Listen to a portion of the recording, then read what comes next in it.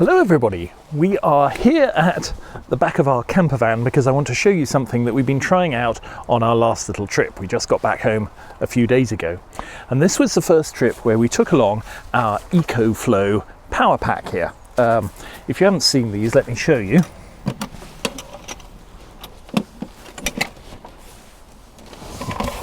So this is basically just a big battery pack. It's fairly heavy but manageable, and it has on the front a whole set of USB sockets, a little display.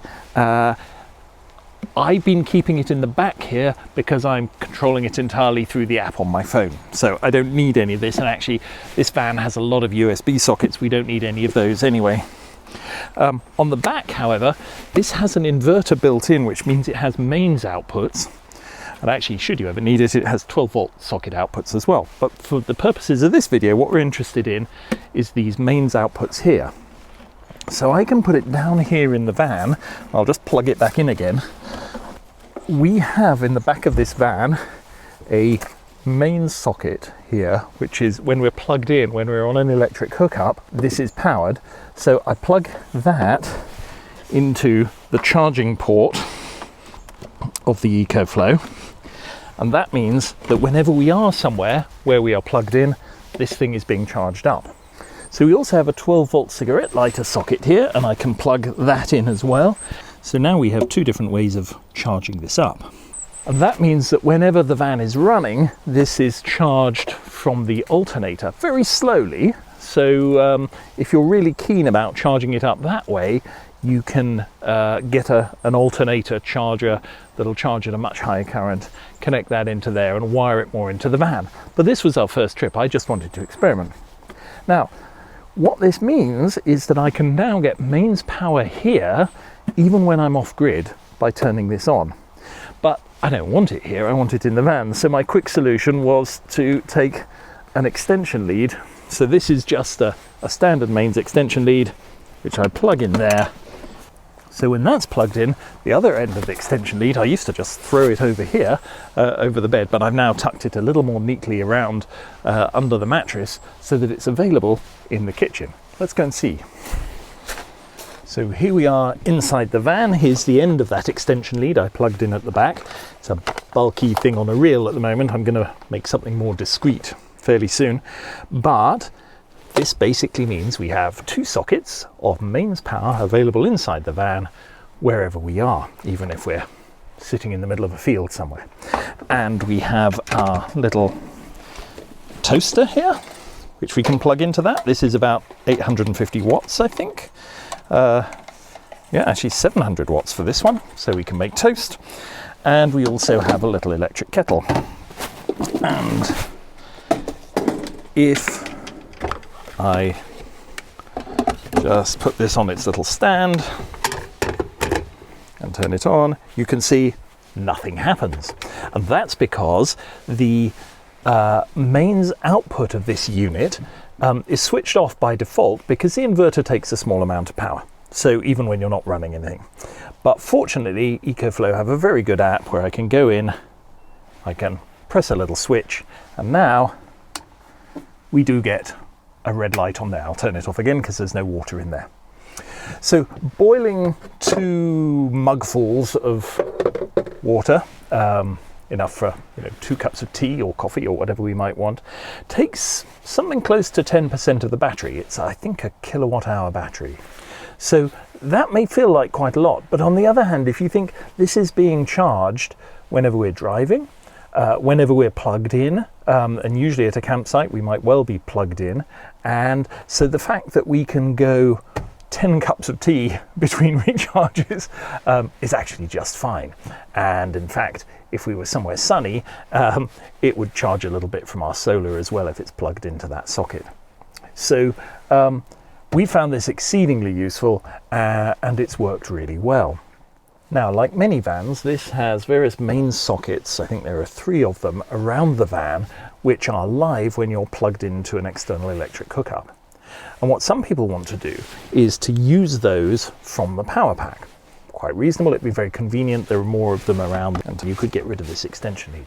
Now, what you can do is essentially plug something into the power pack as I've done, and then connect it into the main electricity system of the van as if it were plugged into an external port. In fact, some people basically do have an adapter that they bring in, throw out of a window, plug in outside as if they were plugged into a normal electric hookup. But there are a few problems with that. Firstly, we have the leisure battery here charged from the electric hookup. So if you pretend to be an electric hookup, you start charging your leisure battery from that power pack, which can be useful, but typically isn't what you want. So you need to work out how to disconnect your leisure battery charger. Secondly, you want to be careful that you don't do what I've done of having the power pack plugged in to the electric hookup and then have its output pretend to be the electric hookup. I don't know what happens if you do that, but it's probably not a good idea. And then the last thing is you have to think a little bit about earthing, because the way a mains power supply is normally earthed, the neutral and the earth are tied together on your electric hookup. That's not the case for this power pack. Now, Ecoflow do sell cables that allow you to do that. It's not hard to do, but it means you need to think about slightly different earthing arrangements if you are, for example, connected to an electric hookup versus plugged into this. Now, I think if I did want to wire it into the van's electrical system, I'd probably do something like this. The mains power comes in from the outside and comes to this circuit breaker here. So what I might do is take my alternative mains power from here, have it going into the wall here, and have a big changeover switch which switch between this as the source of power and this, or the outside world that's connected to this. And ideally it would be a 3-pole changeover as well, so it would switch the live, neutral and earth to get around the earthing problems that you might encounter with this. All of which means that, for the moment at least, it seems to be much easier to just have an external socket that you can plug into, especially if you can get it to where you want to have it. Now, there's one other thing that we have to think about when we have it plugged into the cigarette lighter socket in our van.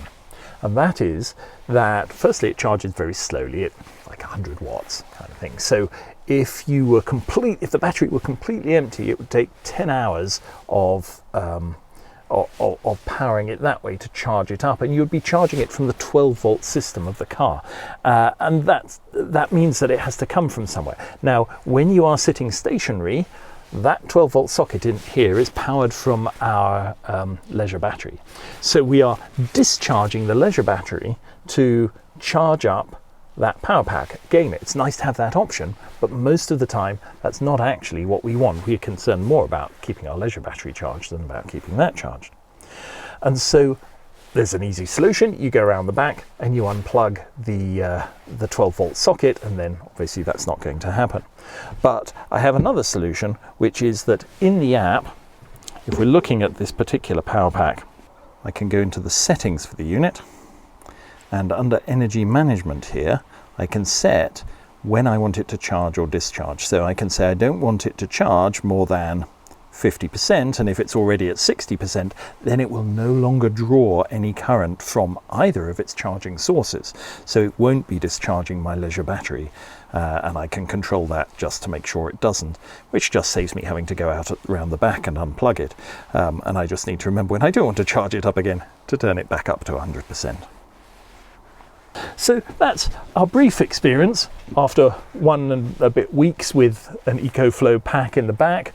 About half the places we stayed, we had no hookup, and we were just fine, and we still used our electric kettle, and we still used our electric toaster, and if we wanted, we could still charge my wife's laptop, which charges from a mains adapter. So overall, very pleased. Now, Ecoflow make units like that in a variety of different sizes. We got the Delta 2, which used to be the top of the range one, is now no longer the top of the range one, which means you can get it at much more reasonable prices. I think when it came out, it was north of £1,000 here, and now I've just seen it advertised this week for a low number beginning with a 4. I forget exactly what it was, but 400 and something, which is roughly what I got it for. And at that, it's really quite a useful addition. Other people might say that it's easier just to get an extra battery or more battery power in your van and have an inverter, and then you just have mains power from here anyway. And that is a very nice solution, but you do have to find space in the van, and we have a very compact van here, and the advantages I see it of having a removable battery pack like that is that I can take it out and use it for other things. So I've done this. We have a sort of mains powered chainsaw type thing which I have been able to take to other places down the field there and chop up wood using that power pack. You could potentially use it to run, I don't know, compressor pumps for inflating boats and things away from your vehicle. So the fact that it's removable does at least give you some extra options as to how you use it. Anyway, I hope that's useful. That's just our quick experience after a short trial of this, but I'm very pleased with it so far.